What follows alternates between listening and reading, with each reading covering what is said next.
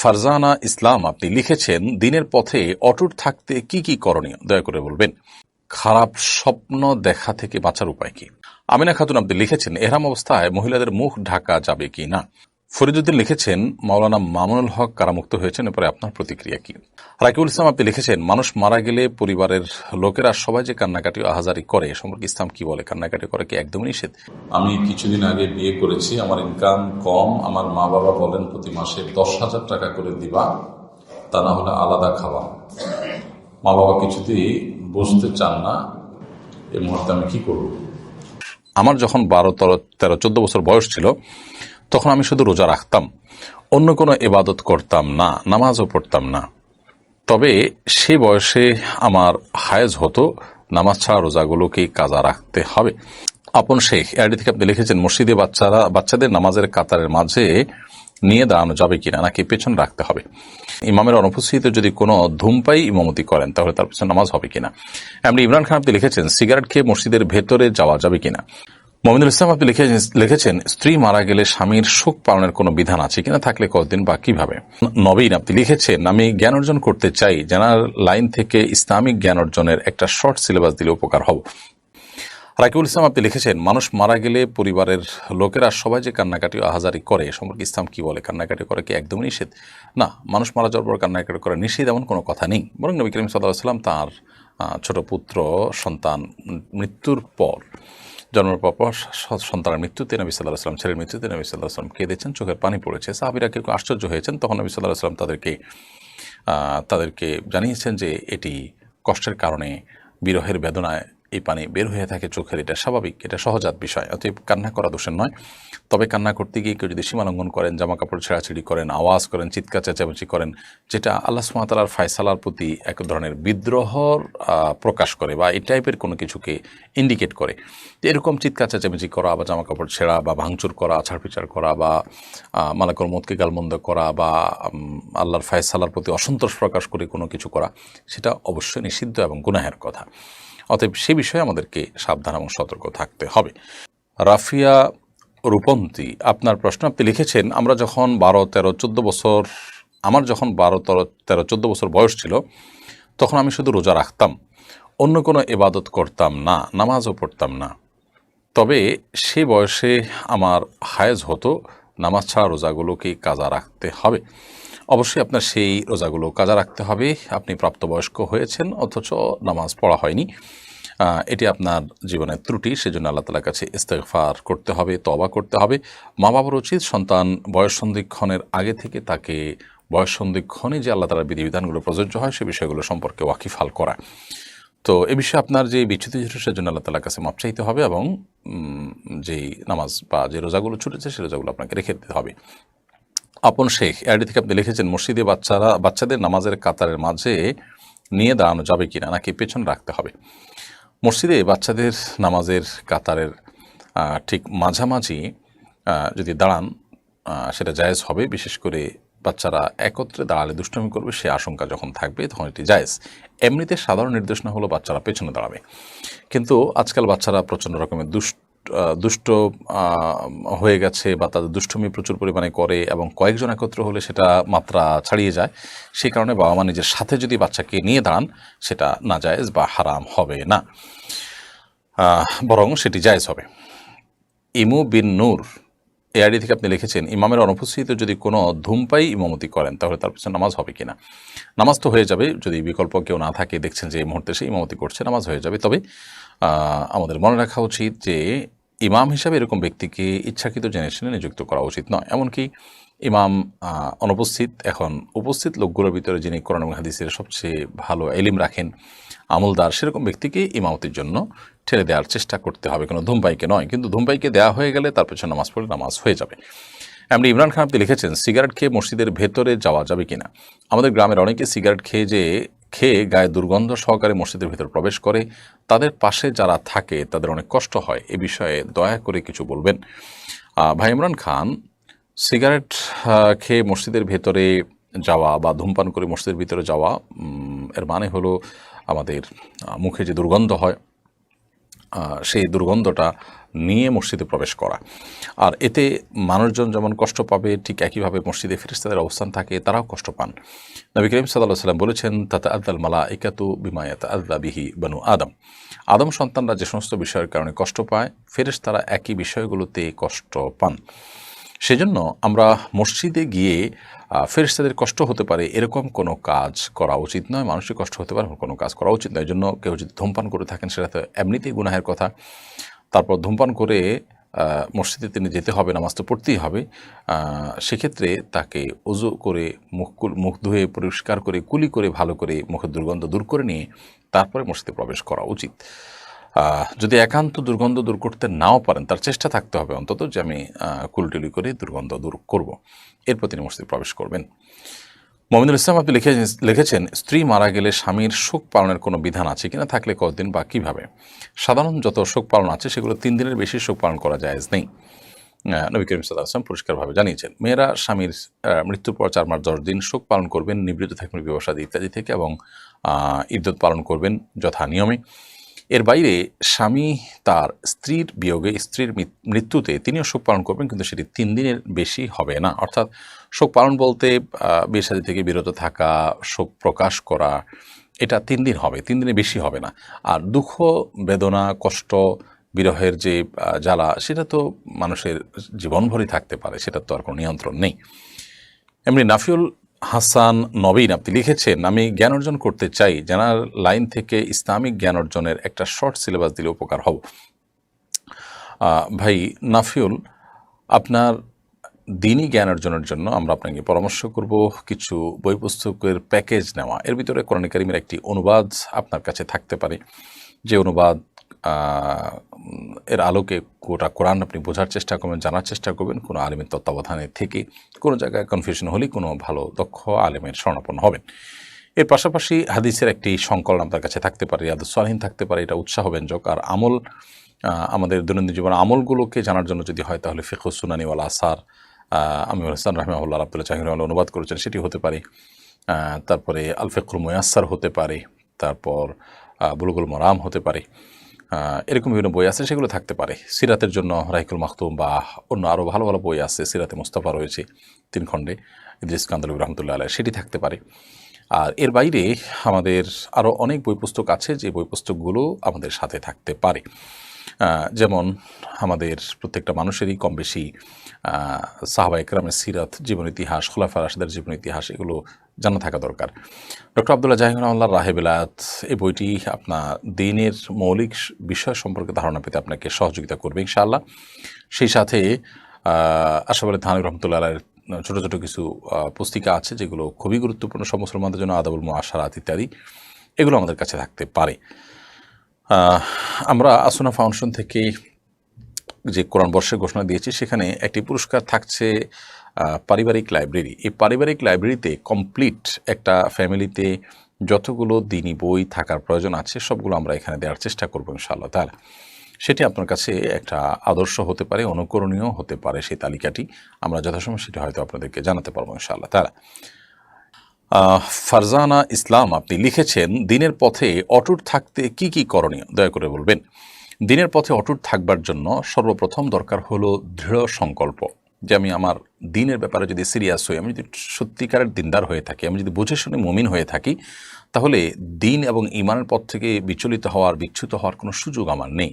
আল্লাহ সুবহানাহু ওয়া তাআলা কোরআনে একাধিক জায়গায় যারা ঈমান আনয়ন করার পর অটল অবিচল থেকেছে, তাদের জন্য নানা সুসংবাদের কথা বলেছেন। আর ঈমান আনার পরে কেউ যদি অবিচল না থাকেন, অটল না থাকেন, তিনি যদি শিরকে পড়েন, তাহলে সেক্ষেত্রে তার সেই ঈমানের কোনো মানে আর থাকে না। এজন্য দিনের পরে অটুট থাকার জন্য তার গুরুত্বটাকে বুঝে দৃঢ় সংকল্প থাকা, যে কোনোভাবে আমি দিনের ব্যাপারে কম্প্রোমাইজে যাব না এবং আমার অবস্থানটা অটুট রাখবো, সেই চেষ্টা আমাদের করতে হবে। এক, দ্বিতীয়ত যে কাজটি করতে হবে তা হলো আল্লাহ সুবহানাহু ওয়া তাআলার কাছে বেশি বেশি দোয়া করতে হবে। একটি নির্দিষ্ট দোয়ার কথা আমরা বলতে পারি কোরআন কারীমের, সেটি আল্লাহ সুবহানাহু ওয়া তাআলা নিজে শিখিয়েছেন আমাদের, সেটা হলো রব্বানা লা তুযিগ কুলুবানা বা'দা ইয হাদাইতানা ওয়া হাব লানা মিন লাদুনকা রাহমাহ ইন্নাকা আনতাল ওয়াহ্হাব। হে আমাদের রব, আমাদের অন্তরকে আপনি বক্র করে দিবেন না, বিপদগামী করে দিবেন না, বিভ্রান্ত করে দিবেন না একবার হেদায়েত দেওয়ার পর। এই দোয়া আল্লাহ তাআলার কাছে আমরা করব। এর পাশাপাশি নবী করিম সাল্লাল্লাহু আলাইহি সাল্লামের শেখানো একটি দোয়া আমরা বলতে পারি, তিনি আল্লাহ তাআলার কাছে দোয়া করতেন, আমাদেরকে শিখিয়েছেন, ইয়া মুকাল্লিবাল কুলুব সাব্বিত কুলুবানা আলা দীনিক, হে অন্তর পরিবর্তনকারী, আমাদের অন্তরকে আপনি আপনার দিনের উপরে অটল অবিচল করে দিন। তো এই সমস্ত দোয়াগুলো আল্লাহ সুবহানাহু ওয়া তাআলার কাছে অর্থ এবং মর্ম বুঝে বুঝে কায়মনোবাক্যে নিবেদন করা যেতে পারে। তৃতীয়ত, দিনের উপর অটল থাকবার জন্য দিনী সোসাইটি, দিনী সার্কেল মেনটেন করা উচিত, দিনী পরিবেশে আমাদের থাকা উচিত। আল্লাহ সুবহানাহু ওয়া তাআলা বলেছেন, ইয়া আইয়ুহাল্লাযীনা আমানুত্তাকুল্লাহ ওয়া কুনু মাআস সাদিকিন, হে ঈমানদারগণ, তোমরা তাকওয়া অবলম্বন করো এবং সত্যবাদীদের সাথে, ভালো মানুষদের সাথে, যারা সত্যবাদিতা অবলম্বন করে তাদের সাথে থাকো বা তাদের সঙ্গ অবলম্বন করো। তো এই সত্যবাদিতার এই গুণ যাদের মধ্যে আছে বা ভালো মানুষ যারা আছে তাদের সাথে, যাদের ভেতর বাহির একরকম, কপটতা নেই, কোনো প্রকার প্রতারণা নেই, সরলতা আছে, নেফাক নেই, ঈমান আছে, ফিস্ক নেই, তাকওয়া আছে, সেই মানুষগুলোর সান্নিধ্যে যত বেশি আমরা থাকব, তাদের কাছে যত বেশি থাকবো, উঠা বসা হবে, সেরকম পরিবেশে যত বেশি নিজেকে আমি আবদ্ধ রাখবো, তত বেশি ইনশাআল্লাহ বিদিনিল্লাহ আমার মধ্যে দিনের উপরে অটলতার গুরুত্ব এটি আঁচ হবে, অনুভব হবে এবং আমরা দিনের উপর অটল থাকতে পারবো। মনজুর আহমেদ চট্টগ্রাম থেকে সম্ভবত আপনি লিখেছেন, খারাপ স্বপ্ন দেখা থেকে বাঁচার উপায় কি? অনেক সময় মানুষ দুঃস্বপ্ন বা যে স্বপ্ন দেখে মানুষ ভড়কে যায়, ভয় পেয়ে যায়, এগুলো অনেক সময় শারীরিক দুর্বলতার কারণে হয়, মানসিক অবসাদগ্রস্ত থাকার কারণে হয়। অতএব সেটি যেন না হয় সেটি খেয়াল করা দরকার। অনেক সময় নির্ঘুম থাকার কারণে, অল্প ঘুমালে বা সামান্য ঘুমানোর সময় এই ধরনের পরিস্থিতি তৈরি হয়। এটারই নানা গবেষণা আছে, আপনি একটু খুঁজে দেখতে পারেন। আর এর বাইরে অর্থবহ স্বপ্ন যেগুলো মনে হচ্ছে যে ইঙ্গিতমূলক এবং সেটি দেখে আমি ভড়কে যাচ্ছি, তাহলে এরকম স্বপ্ন যেন না দেখি, তার জন্য আসলে বিশেষ কোনো উপায় আছে বলে আমার জানা নেই। তবে আপনি যেটি করতে পারেন, তাহলে এই ধরনের স্বপ্ন দেখার পর সুন্নাহ এর আলোকে বাম পাশে আপনার যে অবস্থায় থাকেন সে অবস্থায় আপনার হাতের বাম পাশে আপনি প্রতীকী থুথু ফেলবেন 3 বার, হালকা হালকা করে ঠোঁটের আগায় আপনি 3 বার থুথু করে আপনি প্রতীকী থুথু ফেলবেন। এর বাইরে আমানতু বিল্লাহি ওয়া রাসূলিহি পড়বেন এবং সম্ভব হলে সুযোগ থাকলে 2 রাকাত সালাত আদায় করবেন এবং সেই স্বপ্ন মানুষের কাছে বলে বেড়াবেন না। এগুলো হলো দুঃস্বপ্ন বা খারাপ স্বপ্ন দেখার পর করণীয়। আমিনা খাতুন আপনি লিখেছেন, এহরাম অবস্থায় মহিলাদের মুখ ঢাকা যাবে কি না? মহিলারা এহরাম অবস্থায় মুখে নেকাব লাগাবেন না, কাপড় লাগাবেন না মুখের সাথে। তবে পরপুরুষের সামনে যখন যাবেন তখন অবশ্যই মুখ ঢাকবেন। এই ঢাকার ক্ষেত্রে ক্যাপের সামনে যে ইয়েটা আছে, বের হওয়া অংশ আছে, ওইটার উপরে কাপড় দিয়ে আজকাল অনেক মা বোনরা আপনার পর্দার কাজটি করেন, যে তার মুখের সাথে কাপড় লেগেও নাই, আবার পরপুরুষ যেন তাকে দেখতে না পায় সেই ব্যবস্থাও হয়ে যায়। তো এই প্রক্রিয়াটা আমরা অবলম্বন করতে পারি। এমনিতে সাধারণ নির্দেশনা, মেয়েরা এহরামরত অবস্থায় মুখ খোলা রাখবে, বাট পরপুরুষ তাকে দেখে ফেলবে, পর্দাহীনতা হবে, এইরকম আশঙ্কা তৈরি হলে তখন তিনি মুখ ঢাকার ব্যবস্থা করবেন, তবে নেকাব দিয়ে মুখ বাঁধবেন না। এমনি তামিম ইবনে বিলাল আপনি লিখেছেন, একটা অনলাইন ভিডিও দেখলাম, কোরবানির গোশত 3 ভাগ করা যাবে না, এমন কোনো হাদিস আছে কিনা সঠিক তথ্য জানতে চাই। কোরবানির গোশত 3 ভাগ করা যাবে না এমন কোনো কথা নেই। কোরবানির বরং হাদিসের আলোকে সেটি প্রমাণিত, অর্থাৎ আমাদের কোরবানির গোশত আমরা যখন আহরণ করব সেখান থেকে নিজেরা খাবো এবং আমাদের আশেপাশে থাকা অভাবী গরিব অন্যান্য মানুষকে দিব, আবার আত্মীয়স্বজনকে দিব, আপনজনকে দিব। তো এই 3 ভাগে ভাগ করা কোনো ফরজ ওয়াজিব কোনো কিছু না, তবে মুস্তাহাব বলেছেন উলামা ইকরাম। আল্লাহ বলেছেন, ফাকুলু মিনহা ওয়া আত'ইমুল কানিআ ওয়াল মু'তাররা। অন্য আয়াতে আল্লাহ বলেছেন, আতিমুল বাইসাল ফকির, আমরা নিজেরা কোরবানি গোশত খাবো, গরিব অসহায় মানুষকে দিব, অন্যান্য আত্মীয়স্বজন, বন্ধুবান্ধব, পরিচিতজনকে আমরা দিতে পারি। তবে এই 3 ভাগ করা কোনো ফরজ ওয়াজিব বা আবশ্যক কোনো বিষয় না, যেটা না করলে কোরবানি হবে না, এমনটি নয়। ফরিদুদ্দিন লিখেছেন, মাওলানা মামুনুল হক কারামুক্ত হয়েছেন, এরপরে আপনার প্রতিক্রিয়া কী? আর অনেকেই একই ধরনের প্রশ্ন করছেন, অগণিত মানুষ। ফরিদুদ্দিন ভাই, আপনার প্রশ্ন উত্তর আমরা বলতে চাই। মাওলানা মামুনুল হক হাফিজাহুল্লাহ তিনি কারামুক্ত হয়েছেন, এটাতে আমরা আনন্দিত। একজন আলেম দ্বীন, দীর্ঘদিন কারাভোগ করেছেন এবং নানাভাবে তিনি কষ্টের মধ্যে ছিলেন, তার পরিবারের অবর্ণনীয় কষ্ট হয়েছে সন্দেহাতীতভাবে। তাদের সে কষ্ট আজ দীর্ঘদিন পরে হলেও ঘুচেছে আলহামদুলিল্লাহ। এটাতে সন্দেহাতীতভাবে একজন মুসলিম হিসাবে আরেকজন মুসলিমের বিপদ দূরে আমরা আনন্দিত। আল্লাহ রাব্বুল আলামিন তার এই মুক্তিকে স্থায়ী করুন এবং তার নামে যে সমস্ত মামলা মোকদ্দমা রয়েছে সবগুলোতে তিনি নির্দোষ প্রমাণ হয়ে তিনি আবারও তার ময়দানে ফিরে আসুন, সে প্রত্যাশা হাজারো লাখো মানুষের মতো আমাদেরও।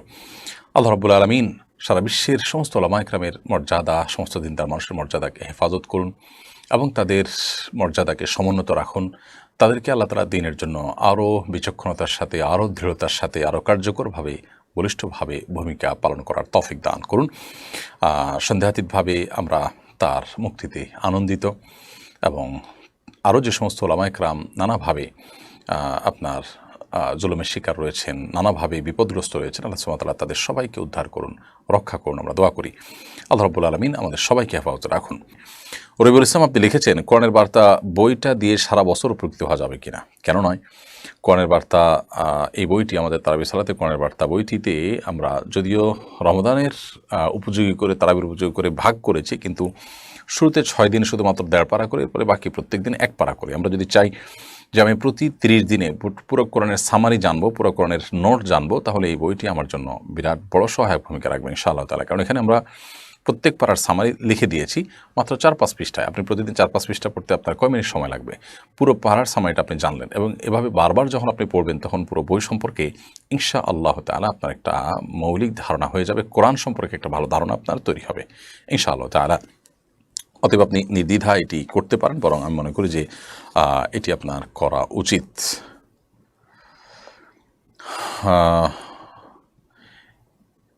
এরপরে মুস্তাফিজুর রহমান নাইম আপনি লিখেছেন, অমুসলিমের হাসি শুনলে আমরা উত্তরে কি বলবো? অমুসলিমের হাসি যদি আমরা শুনি তাহলে সেক্ষেত্রে তার জন্য ভিন্নতর কোনো কিছু বলবো এরকম কোনো বর্ণনা নেই। তবে সাধারণত কোনো মুসলিম যখন হাসি দেন তিনি হাসি ইয়েতে আলহামদুলিল্লাহ বলবেন। হাসি যিনি দিবেন তিনি আলহামদুলিল্লাহ বলার পর আমরা জবাবে ইয়ারহামুকাল্লাহ বলবো যখন যারা শুনবো তারা। এটা নবী করিম সাল্লাল্লাহু আলাইহি ওয়াসাল্লাম মুসলিমের অধিকার হিসেবে উল্লেখ করেছেন। হাক্কুল মুসলিমি আলাল মুসলিমি সিত, এক হাদিস রয়েছে যে এক মুসলমান অন্য মুসলমানের প্রতি 6টি অধিকার রয়েছে। তো সেই অধিকারগুলোর মধ্যে থেকে একটি হলো এটি যে আলহামদুলিল্লাহ বললে আমরা বলবো ইয়ারহামুকাল্লাহ, আল্লাহ তোমার প্রতি রহম করুক। কোন অমুসলিম হাসি দিলে তিনি তো আসলে আলহামদুলিল্লাহ বলবেন না। যেহেতু তিনি আলহামদুলিল্লাহ বলবেন না, অতএব তাকে ইয়ারহামুকাল্লাহ বলার অপশনও থাকছে না, এবং তাদের জন্য আলাদা কিছু বলার অপশনও নাই। অতএব আমরা নীরবতা অবলম্বন করবো বাহ্যিকভাবে, সেটিই বোঝা যায়।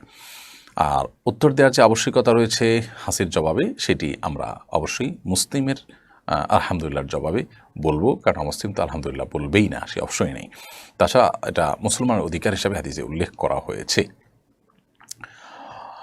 এমটি রহমান আপনি লিখেছেন, আমার বয়স এখন 19, আমার দাড়ি 2 মুষ্টির বেশি, আমি কি দাড়ির কিছু অংশ কাটতে পারি বা ছাড়তে পারি? ভাই এমটি রহমান, আপনার এই বয়সে 2 মুষ্টির বেশি যেহেতু দাড়ি রয়েছে, আপনি থুতনির নিচে হাত ধরার পর অতিরিক্ত অংশের যে দাড়িটা, আপনার 1 মুষ্টির অতিরিক্ত যে দাড়িটা, সেটি আপনি চাইলে কাটতে পারবেন। একাধিক সাহাবী থেকে বুখারী শরীফের হাদিসের আলোকে এটি বর্ণিত যে তারা 1 মুষ্টির অতিরিক্ত দাড়ি কেটেছেন। যদিও প্রিয় নবী সাল্লাল্লাহু আলাইহি সাল্লামের সাধারণ নির্দেশনাগুলো দেখলে আমরা দেখি যে তিনি বলেছেন আফুল্লুহা আর খুল্লুহা, তোমরা দাড়িকে ছেড়ে দাও, দাড়িকে বড় করো। দাড়ি কাটার ব্যাপারে কোনো নির্দেশনা হাদিসে নেই, বরং লম্বা করতে বলা হয়েছে, ছেড়ে দিতে বলা হয়েছে, বড় করতে বলা হয়েছে। অতএব আমরা সেই চেষ্টা করব।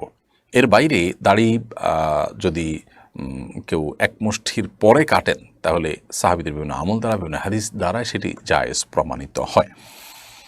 বিশেষ করে যখন সেটি অনেক বড় হওয়ার কারণে আপনার বিড়ম্বনা তৈরি হবে, পেশাবের ছিটা আসবে, বোতামের তেলে লাগাতে সমস্যা হবে, জাতীয় সমস্যা যদি তৈরি হয়, তাহলে সেক্ষেত্রে আরও বেশি এটা আপনার জন্য জায়েজ। আপনার সাধারণ অবস্থাতেও এটি জায়েজ রয়েছে। যদিও আরবের ওলামা ইকরাম দাড়ির ব্যাপারে তাদের নির্দেশনা হলো যে দাড়ি লম্বা করতে থাকো, এবং সেটা যত লম্বাই হয় হোক, কাটাকাটির দরকার নেই, এবং তারা কাটাকাটির অবকাশও আছে বলেন না, কারণ হাদিসে শুধু লম্বা করতে বলা হয়েছে, কাটা কথা বলা হয়নি নবী সাল্লাল্লাহু আলাইহি ওয়াসাল্লাম হাদিসে। সাহাবীদের আমল দ্বারা প্রমাণিত, সেটাকে অবশ্য তারাও স্বীকার করবার সুযোগ নেই, অস্বীকার করার সুযোগ নেই, কারণ সেটি বুখারী শরীফ হাদিসে কিতাবে বর্ণিত হয়েছে। অতএব খোলাসা কথা হলো, আপনার যদি 2 মুষ্টির বেশি দাড়ি লম্বা হয়ে যায়, তাহলে সেক্ষেত্রে আপনি 1 মুষ্টির অতিরিক্ত অংশ কেটে সুন্দর করে এটাকে পরিপাটি করতে পারবেন।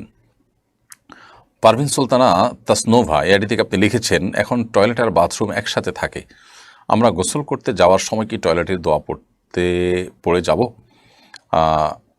গোসল যখন আমরা করতে যাব তখন বাহির থেকে বিসমিল্লাহ বলে আমরা ঢুকতে পারি, যেহেতু ভেতরে প্যান বা কমোড এবং আমাদের শাওয়ারের যে স্প্রে, সেটা যেহেতু পাশাপাশি থাকে সাধারণত এবং কোনো আড়াল থাকে না, বিধায় ওখানে গিয়ে আল্লাহর নাম আমরা নেব না। বাহির থেকে বিসমিল্লাহ বলে তারপরে গিয়ে ভেতরে অজুর যে অন্যান্য কার্যক্রম, হাত ধোয়া, মুখ ধোয়া, সেগুলো আমরা করে তারপর গোসল করব। সেক্ষেত্রে অজুর যে সুন্নাহ বিসমিল্লাহ পড়া সেটাও আদায় হয়ে যাবে, আবার টয়লেটের মধ্যে আল্লাহর নাম নেওয়া যে মাকরুহ সেটি থেকেও আমরা বেঁচে থাকতে পারবো।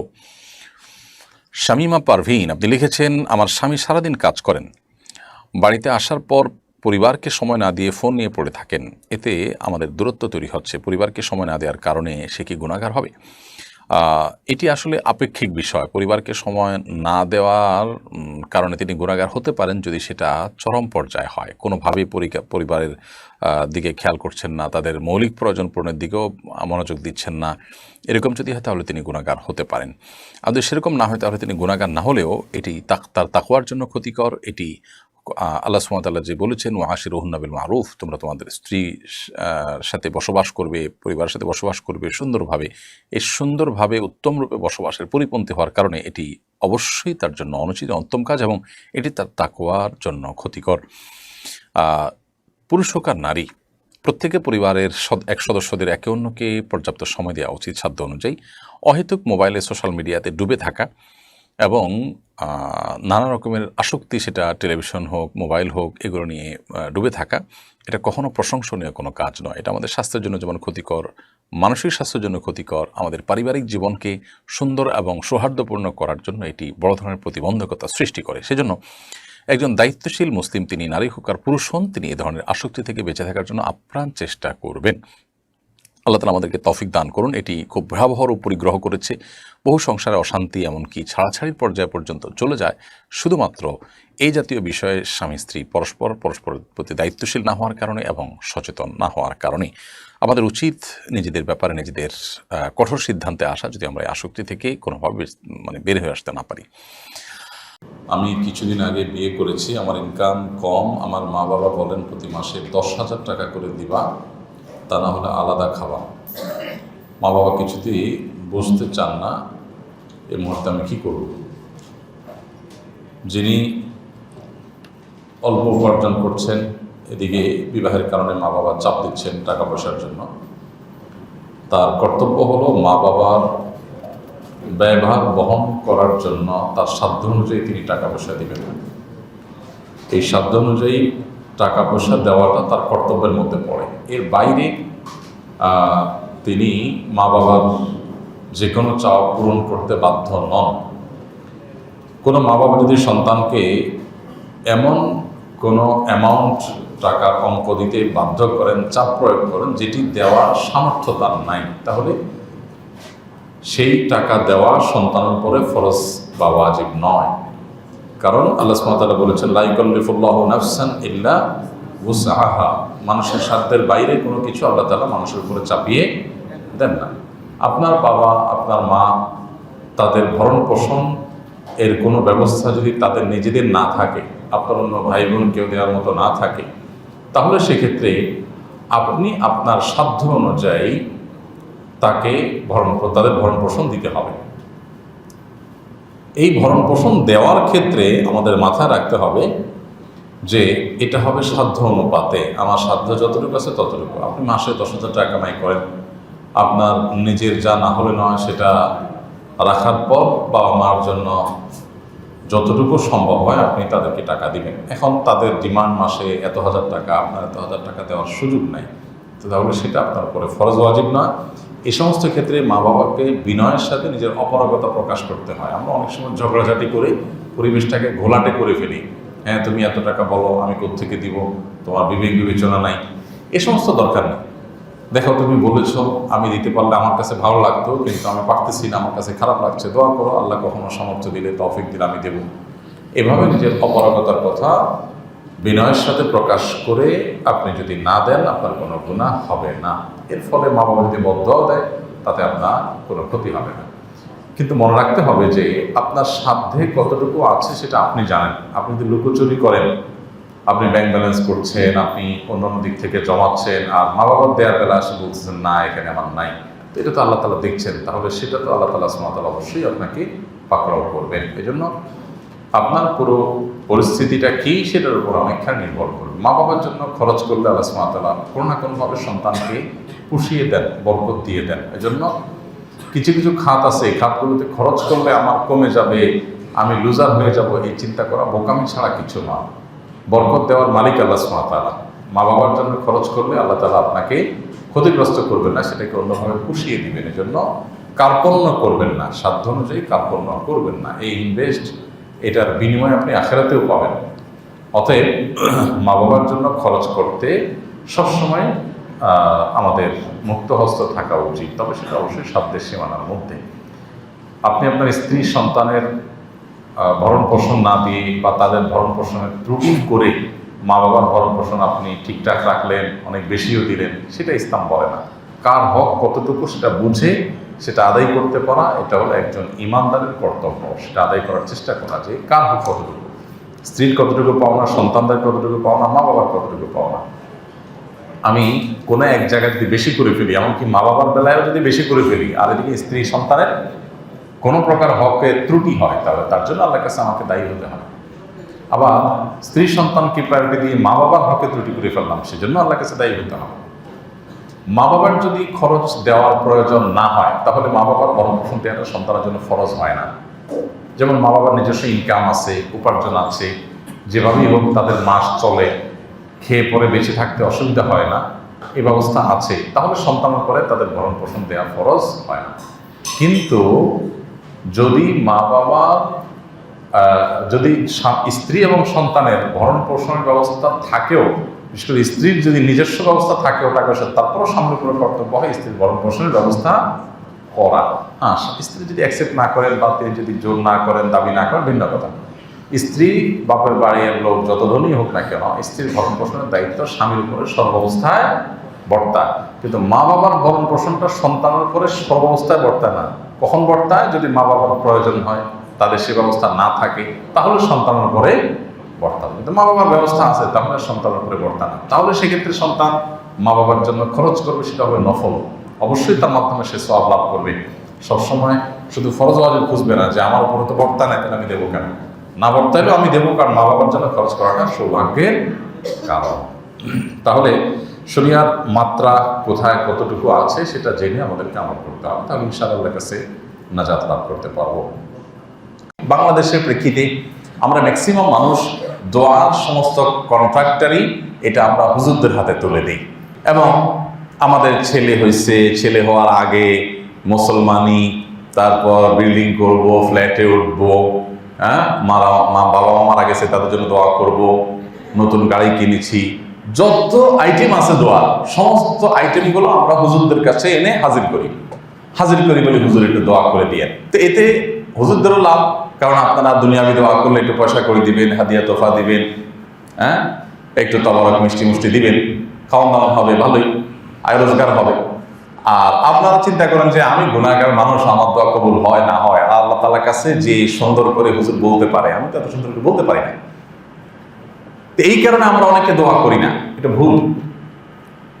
আল্লাহ তাআলার কাছে কোনো মায়ের প্যাচের কথা দোয়া কবুলের জন্য, এই যে আপনারা 7টা শর্ত শুনলেন, একটা শর্ত কি এরকম দেখেছেন যে হাদিসে কোরআনে কোথাও বলা হয়েছে যে আল্লাহর কাছে সাজিয়ে গুছিয়ে না বলতে পারলে কিন্তু আল্লাহ কবুল করবেন না? এমন কোনো কথা শুনছেন কোনোদিন? দুনিয়ার মানুষের কাছে এগুলো হতে পারে, আল্লাহ তাআলার কাছে এগুলো নাই। একজন মানুষ বোবা, তার বাকশক্তিই নেই, তার দোয়া আল্লাহ তাআলা কবুল করবেন, শুধু মনের আকুতি, এটাই দোয়া। দোয়ার মূল জিনিসটা হলো মনের আকুতিটা। আপনি মুখে খুব মায়ের প্যাচের ভাষা দিয়ে, খুব সাহিত্যপূর্ণ ভাষা দিয়ে, অলঙ্কারপূর্ণ ভাষা দিয়ে, চমৎকার শুদ্ধ ভাষায় আপনি কথা বললেন, এটা দোয়া কবুলের জন্য কোনো শর্ত নয়। শয়তান আপনাকে দোয়া থেকে দূরে সরিয়ে রাখছে, এবং দোয়াগুলো সব হুজুর নির্ভর করে ফেলছে, শয়তান আপনাকে মাহরুম ও বঞ্চিত করছে। এই জন্য আল্লাহ তাআলার কাছে আমরা যখনই সুযোগ পাবো দোয়া করব। দোয়ার জন্য ওযুরও প্রয়োজন হয় না, বিনা ওযুতে দোয়া করা যায়। কেন? কারণ দোয়া এমন একটা বিষয় যে প্রতি পদে পদে করার দরকার হবে, এই জন্য ওযুর শর্ত দেওয়া হয় না। ওযুর শর্ত দিলে তো আপনি সবসময় করতে পারতেন না, আল্লাহ তাআলা এটাকে ওপেন করে রেখেছেন যাতে সবসময় আপনি করতে পারেন। নবী করিম সাল্লাল্লাহু আলাইহি ওয়াসাল্লাম বলেছেন, এমন কি কারোর জুতার ফিতাটা ছিঁড়ে গেছে, সামান্য সমস্যা, নিজে নিজে ঠিক করে ফেলা যেতে পারে, এই জিনিসটাও যেন সে আল্লাহর কাছে চেয়ে নেয়, এবং এটাকেও মনে করে আল্লাহ এই ছোট ক্ষুদ্র বিপদে আমি আপনার সাহায্য চাই। এর নাম হলো বন্দেগী, এর নাম হলো দাসত্ব, এর নাম হলো আল্লাহর প্রতি মনোনিবেশ করা। প্রিয় নবী সাল্লাল্লাহু আলাইহি সাল্লামের পুরো জীবনে যদি আপনি স্টাডি করেন দেখবেন যে ঘুম থেকে উঠা থেকে নিয়ে আবার ঘুমানো পর্যন্ত প্রতিটি পদক্ষেপে দোয়া। আপনি মিলিয়ে দেখেন, ঘুম থেকে উঠছেন সাথে সাথে দোয়া, আলহামদুলিল্লাহিল্লাযী আহইয়ানা বা'দা মা আমাতানা ওয়া ইলাইহিন নুশুর, আছে না নাই? এরপর আপনি ওয়াশরুমে যাচ্ছেন, ঢোকার আগে দোয়া, ওয়াশরুম থেকে সেরে বেরিয়ে আসছেন দোয়া, ওযু শুরু করছেন বিসমিল্লাহ দোয়া, ওযু শেষে আবার দোয়া, আপনি আবার বাসা থেকে বের হচ্ছেন, মসজিদের দিকে যাচ্ছেন, বিসমিল্লাহি তাওয়াক্কালতু আলাল্লাহ, আপনি দোয়া পড়ে বের হচ্ছেন। আবার মসজিদে আসতে আসতে একটা দোয়া আছে, মসজিদে ঢোকার সময় আলাদা দোয়া আছে, মসজিদে ঢোকার পর নামাজ পড়তে সেটা তো ইটসেলফ দোয়া। এরপরে মসজিদ থেকে বের হচ্ছেন, আল্লাহুম্মা ইন্নী আসআলুকা মিন ফাদলিকা, আবার দোয়া। আপনি দোকান খুলছেন বিসমিল্লাহ বলে, দোয়া। আপনি বাজারে যাচ্ছেন, সেখানে আলাদা দোয়া। এমনকি আপনি খাবার গ্রহণ করছেন, দোয়া। খাবার শেষ করছেন, দোয়া। ঘুমের শুরুতে আবার দোয়া। বিছানা যাচ্ছেন, সেখানে আবার দোয়া। পুরো জীবনটা দোয়াময়। ভাইরা আমার, দোয়াকে যদি আমরা বুঝে বুঝে নিবেদন করতে পারতাম তো দোয়াকে এনজয় করতাম। দোয়া আমাদের কাছে বোঝা হতো না, মজা হতো। আমি সবসময় বলার চেষ্টা করি, ইবাদত হয় মজা পেয়ে করবেন আর না হলে বোঝা মনে করবেন। ইবাদতে হয় মজা হবে না বোঝা হবে, দুইটার একটা। হয় মজা হবে আর না হয় বোঝা হবে। বোঝা মানে আল্লাহ ফরজ করছেন তাই করতে হয়, করলাম, এটা হলো বোঝা। আর মজা হলো যে আমি এটার অন্তর্নিহিত বিষয়গুলোকে, নিগড় দিকগুলোকে উপলব্ধি করব, ফিল করার চেষ্টা করব। আল্লাহ সুবহানাহু ওয়া তাআলা আমাদের সবাইকে বেশি বেশি আল্লাহর কাছে দোয়া নিবেদন করার তৌফিক দান করুন। একান্তে আল্লাহর কাছে দুহাত তুলে আল্লাহর প্রশংসা করে দুরূদ শরীফ পড়ে, দুরূদ শরীফ নামাজে যেটা পড়ে এটাই পড়েন। এরপরে আপনি নিজের ভাষায় চাইতে থাকেন। এমনকি আরবিতে দোয়া আপনি জানেন না, কোনো অসুবিধা নেই, আপনি নিজের ভাষায় আল্লাহর কাছে চাইতে থাকেন। আল্লাহ আমার নিজের মুক্তি, জাহান্নাম থেকে মুক্তি চাই, বাবা মার জন্য, সন্তানের জন্য, ফ্যামিলির জন্য, দেশের জন্য, গোটা বিশ্বের জন্য আমরা আল্লাহর কাছে দোয়া করবো। কোনো প্রকার হেজিটেশন যেন না হয়।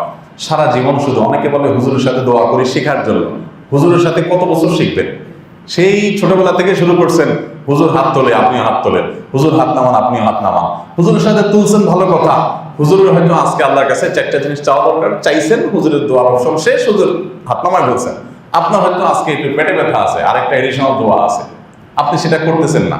এমনকি আমাদের সমাজে দেখবেন যে হুজুরের সাথে দোয়া করার পর হুজুর হাত নামায় ফেলছেন, কেউ যদি তারপরও আরো দোয়া করে, তার আরো আল্লাহর কাছে চাওয়া আছে, তখন আশপাশ থেকে মানুষ এরকম গুদা মারে। এটার মানে কি? আরে এটা হুজুর নামায় ফেলছে, তুমি কি করতেছো এখন? আছে না নাই? তো এটা দোয়ার মর্ম না বোঝার কারণে, আরে ভাই হুজুরের আজকে এই পর্যন্তই দরকার, উনি শেষ করছেন, গুড, আমার আরো দরকার আল্লাহর কাছে, আমি আরো চাইবো, সমস্যাটা কোথায়? আবার অনেক সময় দেখা যায় আমি জিকির আজকার করতেছি, আমি দোয়া করবো আস্তে আস্তে, আমার মতো আমি দোয়া করবো, কিন্তু না, সেখানেও কথা কথা শুরু, আরে এখন বসে আছেন কেন, হাত তোলেন। তো এই দোয়াটা এটা ট্র্যাডিশনাল কিছু না, দোয়াটা হলো ভেতরের আকুতি প্রকাশ করার নাম।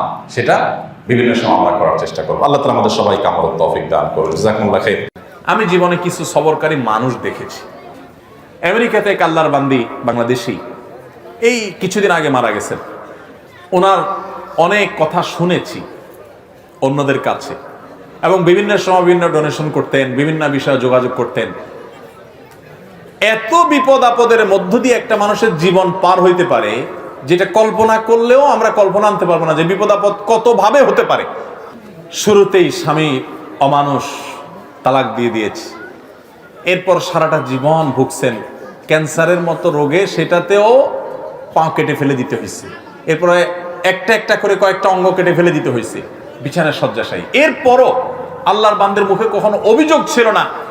তিনি বলতেন, আমার মালিক আমার উপর খুশি আছে কিনা, আমার টেনশন সেটা, হাত যাক, পাও যাক, মাথা যাক, শরীর যাক, জীবন যাক, এটা আমার ইস্যু না। যত কষ্ট হয় আপনারা আমার জন্য দোয়া করবেন, আমি যেন সবরটা করতে পারি। ঈর্ষা হয়। আমি চিন্তা করলাম, সুবহানাল্লাহ, অনেক লম্বা লম্বা ওয়াজ তো করা অনেক সহজ, এই মহিলার মতো এরকম সবরের পাহাড় হতে পারা তো কঠিন কাজ।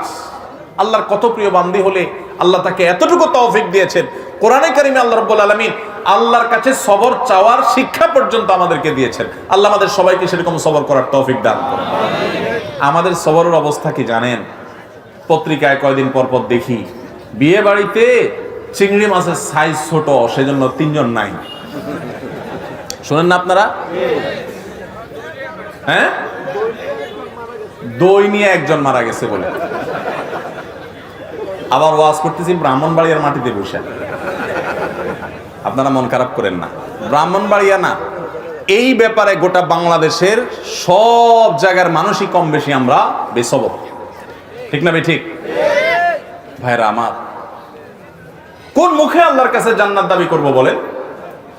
নবীদেরকে জীবন্ত করাত দিয়ে টুকরা করে ফেলা হয়েছে, আগুনে নিক্ষেপ করে ফেলে দেওয়া হয়েছে, একটার পর একটা ভয়াবহ পরীক্ষা নেওয়া হয়েছে। আল্লাহর নবী হওয়ার পর, আল্লাহর রাসূল হওয়ার পর তিলে তিলে তিলে তিলে আল্লাহ তাআলা তাদের পরীক্ষা নিয়েছেন, কষ্ট দিয়েছেন। শুধু তাদের নয়, নবী সাল্লাল্লাহু আলাইহি ওয়াসাল্লাম বলেছেন, ইন্নাল্লাহা ইযা আহাব্বা কওমান ইবতালাহুম, আল্লাহ যখন কোন জাতিকে, কোন সম্প্রদায়কে, কিছু মানুষকে যখন আল্লাহ বড় বেশি ভালোবাসেন, তখন আল্লাহ তাদের পরীক্ষা করেন, তাদের বিপদ দেন, মুসিবত দেন, একটার পর একটা, একটার পর একটা মুসিবত দিতে থাকেন, আল্লাহ পরীক্ষা করেন, আল্লাহ বান্দার ঈমানকে পরখ করেন।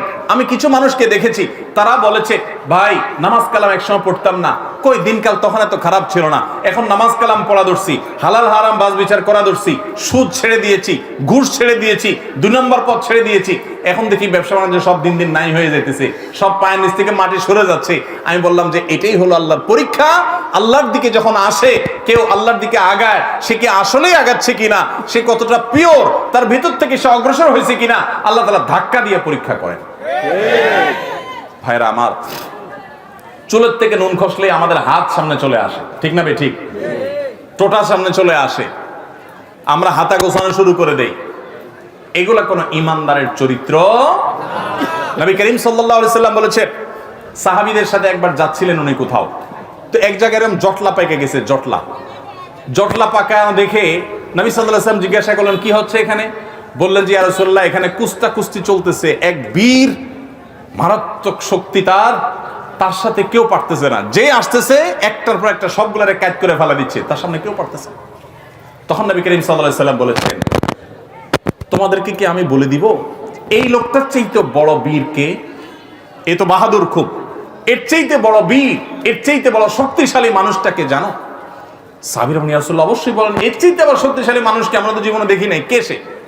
তো নবী সাল্লাল্লাহু আলাইহি সাল্লাম বলেছেন, আসো তার সাথে পরিচয় করাই। এই লোকটা যে অনেক বেশি শক্তিশালী, সে অনেক বড় কুস্তিগীর, সে সব মানুষকে কুপকাত করে দিচ্ছে। এর চাইতেও বেশি শক্তিশালী, এর চাইতেও বড় বীর, বড় বাহাদুর হলো সে, যার মাথা যখন চরম রাগান্বিত হয়, মাথা যখন, রক্ত যখন লাল হয়ে গরম হয়ে যায়, মাথা যখন তার হট হয়ে যায়, এই গরম হওয়ার পর, রাগ উঠার পর, চরম রাগের মধ্যেও যে নিজেকে ধরে রাখতে পারে, কন্ট্রোল করতে পারে, ডিলার মতো ছেড়ে দেয় না রাগ, যেখানে সেখানে যা তা করে পরে বেজ্জত হয় না, মুখ ছোট হয় না, নিজেকে যে নিয়ন্ত্রণ করতে পারে, এই লোকটা হলো এই কুস্তিগীর লোকদের চাইতে বড় বীর।